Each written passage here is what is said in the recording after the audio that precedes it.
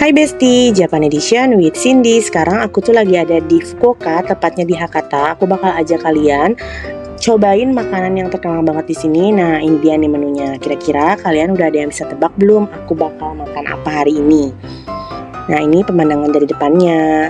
Oke, jadi aku tuh bakal cobain salah satu restoran yang bernama Ganso Hakata Mentai Nishi Nakasu. Nah, di sini tuh ada menu yang sangat amat terkenal dan khas banget di Hakata Fukuoka ini.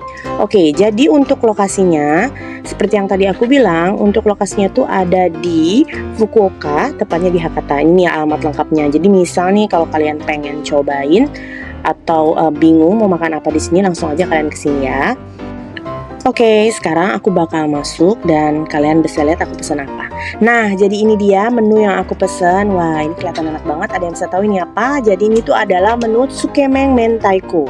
Jadi tsukemeng itu dari ada mie tebal nih, ini mie-nya, dan ini kuah celup mentaiko. Jadi di kuahnya ini banyak banget mentaikonya. Jadi cara makannya kalian ambil mie-nya, nanti kalian celup. Nah, untuk menu kedua itu ada namanya menu mentaiju. Jadi ini isinya tuh ada nori, terus juga ada mentaiko yang utuh, terus juga di bawahnya tuh ada nasi. Oke, aku bakal jelasin sejarah singkatnya mentaiko di Fukuoka ya. Jadi dulunya tuh namanya tarako. Nah, terus sebelum abad ke-20, tapi sekarang tuh dia jadinya mentaiko karena emang agak ada pedes-pedes gitu. Nah, ini tambahannya ada tambahan saus tare tuh. Jadi ini aku ngambil sedikit, aku bakal tuang saus tarenya ke mentaikonya. Jadi kurang lebih seperti ini. Ini kelihatan enak banget. Jadi kalau kalian kesini jangan lupa cobain. Selanjutnya aku bakal kasih tahu tips ke kalian itu cara makan tsukemeng. Jadi ambil dulu mie-nya, terus kita celupkan ke dalam kuahnya. Jadi emang kalau kuah tsukemeng itu dia lebih kental. Dan di sini tuh banyak banget mentaikonya.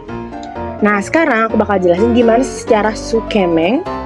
Oke, jadi tsukemeng berasal dari Tokyo dan pertama kali diperkenalkan pada tahun 1955 oleh Kazuo Yamagishi, pendiri Taishoken, yang menciptakan tsukemeng sebagai cara baru menikmati ramen.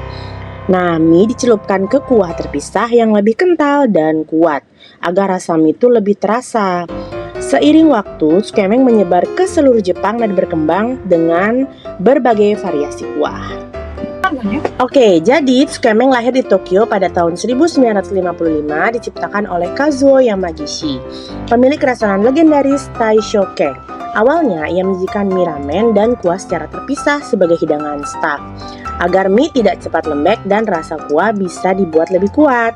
Ternyata, cara makan ini justru disukai pelanggan.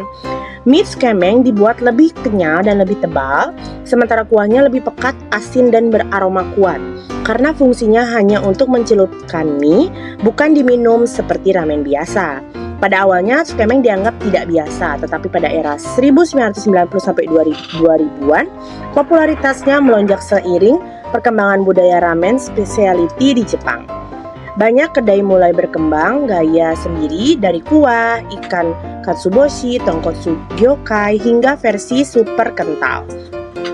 Kini, tsukemeng dikenal sebagai salah satu gaya ramen modern Jepang dengan identitas kuat pada mie sebagai bintang utamanya dan menjadi menu wajib di banyak ramen shop terutama di Tokyo dan daerah di Kanto dan juga di Fukuoka. Nah, seperti ini nih. Jadi kalau kita ambil mie-nya, kita celupkan ke kuah, jadinya kayak gini nih. Kalau kita mau taruh ke piring yang lain. Nah, terus di sini juga ada tambahan topping nih. Ada yang tahu? Jadi ini Naruto Maki, kayak fish cake gitu. Nah, ini topping untuk tambahannya. Oke, ini udah mie terakhir aku. Jadi ini tuh udah membuktikan kalau tsukemeng ini enak banget tuh. Karena emang cepet banget aku habis tuh. Ini aku nggak mau tertinggal sedikit pun ya, karena ini rasanya enak banget. Jadi ini kita blend dulu ke dalam kuahnya, dan kuahnya tuh udah karena emang kental banget, jadi tinggal mentaikonya aja. Kalian lihat nggak sih mentaikonya itu? Dan kalau misalnya mie-nya tuh habis, ini kalian tuh masih bisa menikmati mentaikonya, tapi ada caranya. Nanti aku kasih tahu ya. Jadi ini akan masukkan ke dalam piring ini dulu. Ini mie terakhir yang super duper enak. Oke, aku bakal lanjutin makan aku ya. Jadi kurang lebih kayak gini. Jadi pokoknya kalau kalian lagi ke Fukuoka, jangan lupa kalian cobain experience lain untuk mencoba ramen. Kan biasanya kalau ramen itu dengan kuah yang mungkin tidak terlalu kental, tapi ada juga yang kental, cuman tidak sekental ini. Nah kalau ini tuh kalian bisa cobain eksperimen yang berbeda. Oke, ini adalah tips yang tadi aku bilang. Kalian lihat gak? Di sini tuh bener-bener banyak banget mentaikonya. Nih, berlimpah banget setelah si kuahnya tuh habis. Dan aku bakal refill kuahnya untuk bisa lebih menikmati mentaikonya. Jadi caranya adalah kita kasih air. Nih, secukupnya ya. Nanti koreksi rasa aja. Sekiranya kayaknya udah pas apa belum. Nih. Jadi kita tinggal masukin air yang ada di sini, terus kita aduk deh. Kayak gini. Jadi emang karena rasanya tuh kan agak asin dan pedas, jadi meskipun nanti kalian kasih air, yang penting tidak terlalu banyak, itu masih tetap enak. Ini aku bakal menikmati kuahnya. Tuh, jadi memang bener-bener kalian tuh meskipun udah habis kemengnya tuh kalian tetap masih bisa nikmatin mentaikonya sampai terakhir. Nih kayak gini. Dan untuk porsi sukemeng itu menurut aku lumayan banyak ya. Jadi kalau misalnya kalian bukan orang yang makannya terlalu banyak, kalian tuh bisa sharing menunya ini bagi berdua gitu. Jadi kurang lebih kalau setelah dikasih air masih kental tapi tidak terlalu seperti yang awal. Nih seperti ini. Tuh banyak banget kan mentaikonya. Jadi di bawah-bawahnya tuh benar-benar potongannya tuh berlimpah banget. Karena emang di Fukuoka ini terkenal banget. Dan ini aku udah selesai makan. Ini aku bakal turun.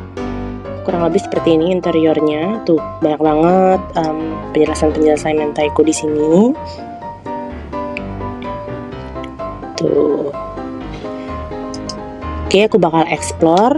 Oh ya, kalau kalian bawa payung jangan lupa kalian ambil ya di sini. Jadi ada tempatnya gitu. Dan sambil kalian nunggu nih, misalnya ini kan untuk kursi-kursi waiting list. Jadi kalau kalian masih nunggu waiting list, kalian juga bisa lihat nih di sini kalian juga bisa beli sukemeng instan gitu nih. Jadi ada tata cara masaknya di sini. Terus juga ada kayak bumbu-bumbu gitu. Jadi kalau kalian pengen coba atau enggak misalnya kalian ngerasa rasanya tuh oke pada saat kalian makan di sini, kalian tuh bisa bawa pulang. Terus kita bakal lihat lagi ada apa aja di sini. Ini ada replikanya juga, menarik banget kan? Tuh. Oke, kurang lebih seperti ini pengalaman aku untuk makan mentaiko di Fukuoka Hakata. Jadi kalau kalian ke Fukuoka jangan lupa mampir. Bye bestie.